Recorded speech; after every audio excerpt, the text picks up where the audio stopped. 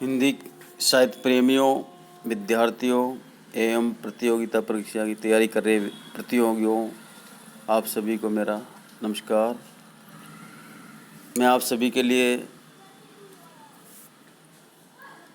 आधुनिक हिंदी काल के प्रमुख कवि अयोध्या सिंह उपाध्याय हरिओद शीर्षक नया विषय लेकर आया हूँ। सबसे पहले हम द्विवेदी युगीन कवि अयोध्या सिंह उपाध्याय हरिओद की जीवन परिचय के बारे में विश्लेषण एवं विवेचन करते हैं। अयोध्या सिंह उपाध्याय हरिओद का जन्म 15 अप्रैल 1865 ईस्वी को निजामाबाद जिला आजमगढ़ उत्तर प्रदेश में हुआ था। उनके चाचा ब्रह्मा सिंह उपाध्याय अच्छे विद्वान और ज्योतिषी थे। उनकी अपनी कोई संतान नहीं थी, इसलिए उन्होंने हरिओद को ही वात्सल्य भाव से पाला पोसा था। अयोध्या सिंह ने स्वयं अपने व्यक्तित्व के विकास में अपने चाचा ब्रह्मा सिंह के योगदान को स्वीकारा है। ब्रजभाषा के प्रसिद्ध कवि बाबा सुमेर सिंह इनके साहित्यिक गुरु थे। सुमेर सिंह सिख धर्म में दीक्षित थे और उन्होंने अयोध्या सिंह को भी इसी धर्म की दीक्षा दी थी। ब्रजभाषा की कविताओं में अयोध्या सिंह ने अपना उपनाम हरिओद अर्थात हरि का अर्थ है सिंह, औध का अर्थ है अयोध्या, लिख लिया था। इनके पिता का नाम भोला सिंह और माता का नाम रुक्मणी देवी था। इनकी पत्नी का नाम आनंद कुमारी था। हरिओद की प्रारंभिक शिक्षा निजामाबाद के मिडिल स्कूल में हुई। मिडिल परीक्षा पास करके वे अंग्रेजी पढ़ने के लिए काशी के क्वींस कॉलेज में गए, किंतु अस्वस्थ रहने के कारण नियमित पढ़ाई नहीं चल सकी। घर पर रहकर ही उन्होंने संस्कृत, हिंदी, उर्दू, फारसी, अंग्रेजी आदि का ज्ञान प्राप्त किया। उन्हीं दिनों एक तहसीली स्कूल में अध्यापन का कार्य भी किया था। तभी उन्होंने नॉर्मल की परीक्षा प्रथम श्रेणी में उत्तीर्ण की। तदुपरांत कानून गोई की परीक्षा में सम्मिलित हुए। सन 1889 ईस्वी में कानून गो के पद पर नियुक्ति हो गई और इसी पर उन्नति करते हुए वे सदर कानून गो के पद तक पहुँचे। सरकारी नौकरी से हटने के बाद पंडित मदन मोहन मालवीय ने इन्हें काशी हिंदू विश्वविद्यालय में हिंदी पढ़ाने के लिए निमंत्रित किया। हरिओद ने अवैतनिक अध्यापक के रूप में कार्य किया और वहां से 1941 ईस्वी में सेवानिवृत्त होकर अपने घर पर ही रहकर साहित्य सेवा करते रहे। हरिओद का निधन 16 मार्च 1947 ईस्वी को निजामाबाद में हुआ। इस प्रकार उनका कुल जीवन 82 वर्ष का रहा।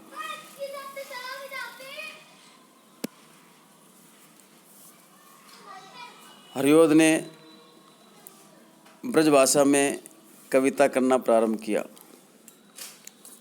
उनकी ब्रजभाषा की कविताओं पर भारतेंदु युग का प्रभाव स्पष्ट दिखाई देता है। द्विवेदी युग में वे खड़ी बोली की ओर प्रस्थान करते हैं। उस समय ब्रजभाषा बनाम खड़ी बोली आंदोलन चल रहा था और अधिकतर कवि ब्रजभाषा में ही काव्य रचना कर रहे थे। हरिओद का रुझान ब्रजभाषा से हटकर खड़ी बोली की ओर कैसे गया, इसका मूल कारण सरस्वती पत्रिका का प्रकाशन है। ये महावीर प्रसाद द्विवेदी मंडल के कवि तो नहीं थे, किंतु मंडल से बाहर रहकर उन्होंने खड़ी बोली हिंदी में सर्वप्रथम प्रिय प्रवास नामक महाकाव्य की रचना की। ये खड़ी बोली के प्रथम महाकाव्यकार के रूप में जाने जाते हैं।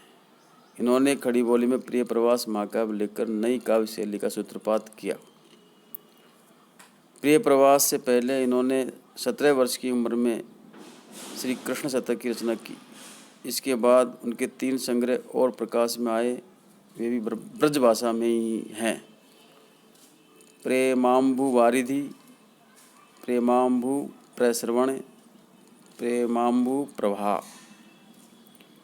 इन संग्रहों में हरिओद परंपरा प्रेमी कवि के रूप में सामने आते हैं।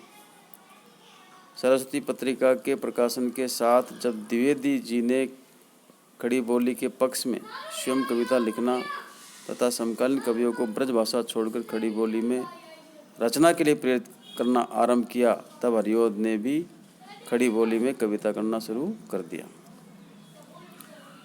द्विवेदी जी सरस्वती पत्रिका के प्रमुख संपादक थे, जिनका पूरा नाम महावीर प्रसाद द्विवेदी था। सन 1914 ईस्वी में उनका प्रिय प्रवास नामक प्रबंध काव्य प्रकाशित हुआ। इस महाकाव्य में हरिओद जी ने कृष्ण और राधा के चरित्रों को पौराणिक आख्यानों से निकालकर नए रूप में चित्रित किया। इसका कथानक संक्षिप्त है, किंतु भाव गांभीर्य, युग संप्रक्त भावबोध, छंद वैविध्य तथा पात्र कल्पना में यह कृति महत्वपूर्ण है। अब हम हरिओद जी की कुछ रचनाओं के बारे में चर्चा करते हैं जो उन्होंने लिखी। सर्वप्रथम काव्य रचना है। काव्य ग्रंथ, काव्य कृतियों में उनके प्रिय प्रवास, वेदई वनवास, पद्य प्रसून, कल्पलता, पारिजात, रसकलश, बोलचाल, चुभते चौपदे, चौके चौपदे आदि उनके प्रमुख काव्य ग्रंथ है। इन्होंने रुक्मणी परिणय और प्रद्युम्न विजय नामक 2 नाटक भी लिखे। अधगला फूल और ठेठ हिंदी का ठाठ 2 उपन्यास भी लिखे। कबीर वचनावली आलोचनात्मक ग्रंथ का संपादन भी किया। हिंदी भाषा और साहित्य का विकास नाम शीर्षक ऐतिहासिक ग्रंथ भी लिखा और कई पुस्तकों का अनुवाद भी किया। गद्य में वेनिस का बांका, रिपवान विकिल और नीति निबंध। पद्य में उपदेश कुसुम भाग 3 और विनोद वाटिका, ये अनुदित पुस्तकें हैं। फुटकर रचनाओं में हरिओद सतसई और हरिओद दोहावली। बाल साहित्य में बाल कवितावली, ये इनकी प्रमुख रचना संग्रह है। हरिओद ने काव्यशास्त्र संबंधी ग्रंथ रसकलश की रचना ब्रजभाषा में की है, जिसमें रस, अलंकार आदि का रीतिकालीन कवियों के सदृश विवेचन किया है। नायिका वेद निरूपण में उन्होंने कुछ वर्तमान युग की नायिकाओं की कल्पना की है, जैसे देश प्रेमिका, लोक सेविका आदि। रसकलश में स्वरचित उदाहरणों में रीतिकाल के कवियों के समान सरसता और मार्दव विद्यमान है। भाव, भाषा और काव्यशास्त्र तीनों ही दृष्टि से इस ग्रंथ का हिंदी साहित्य में विशिष्ट स्थान है। इनके पारिजात ग्रंथ में विविध विषयों और शैलियों के दर्शन होते हैं। इसे उन्होंने स्वयं महाकाव्य बतलाया है। इसमें 15 सर्ग है। ये प्रबंधात्मक शैली में लिखा गया काव्य है।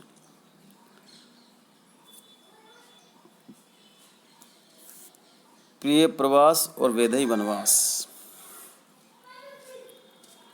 खड़ी बोली के अच्छे काव्य है। प्रिय प्रवास पर इन्हें हिंदी का सर्वोत्तम पुरस्कार मंगला प्रसाद पारितोषिक प्रदान किया गया था। यह खड़ी बोली हिंदी का प्रथम महाकाव्य है। वेदई वनवास इनका दूसरा प्रसिद्ध महाकाव्य है। ये सीता के वनवास की करुण कथा पर आधारित है। बोलचाल, चुभते चौपदे और चौके चौपदे ग्रंथों में उन्होंने चलती सहज भाषा का प्रयोग किया है। इसमें उन्होंने केवल हिंदी खड़ी बोली के ही नहीं वरन अरबी फारसी के प्रचलित मुहावरों को भी स्थान दिया है। इनमें उन्होंने मुहावरों की जड़ी सी लगा दी है। काव्य सौंदर्य के बारे में संक्षेप में विवेचन करते हैं।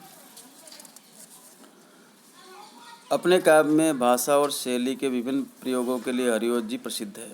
खड़ी बोली को संस्कृत के वर्णवृत्तों में समेटने के साथ साथ उन्होंने हिंदी के मात्रिक छंदों का प्रयोग किया है, तो दूसरी ओर चुभते चौपदे बोलचाल चौके चौपदे में आम बोलचाल की भाषा का प्रयोग किया है, जिसमें उन्होंने हिंदी की अभिव्यक्ति क्षमता को दिखा दिया है। उनकी रचनाओं में नैतिकता और उपदेशात्मकता का स्वर प्रमुख है। उनका काव्य उनके जीवनादर्शों और मान्यताओं का स्पष्ट चित्र प्रस्तुत करता है।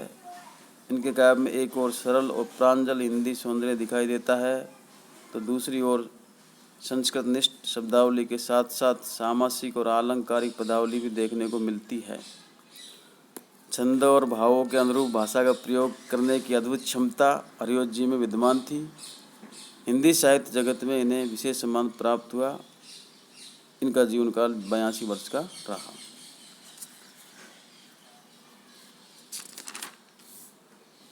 अगला शीर्षक है पवनदूती प्रसंग। ये प्रसंग BA भाग 3 वर्ष महाराजा सूरजमल ब्रज विश्वविद्यालय में अध्ययनरत विद्यार्थियों के पाठ्यक्रम में शामिल है। तो पवनदूती प्रसंग के बारे में संक्षेप में चर्चा करते हैं, विश्लेषण करते हैं। पवनदूती प्रसंग से संबंधित कविताएं विद्यार्थियों को पढ़नी है, जिसका सारांश इस प्रकार है। पवनदूती प्रसंग अंश हरिओत जी के खड़ी बोली में रचित प्रथम महाकाव्य प्रिय प्रवास के 6ठे सर्ग का अंतिम अंश है। इसमें कुल 17 सर्ग है। यह विरह काव्य है। पवनदूती प्रसंग में प्रियतम श्री कृष्ण के मथुरा जाने और वहीं रुक जाने से राधा विरह वेदना से व्यथित होकर रोने लगती है।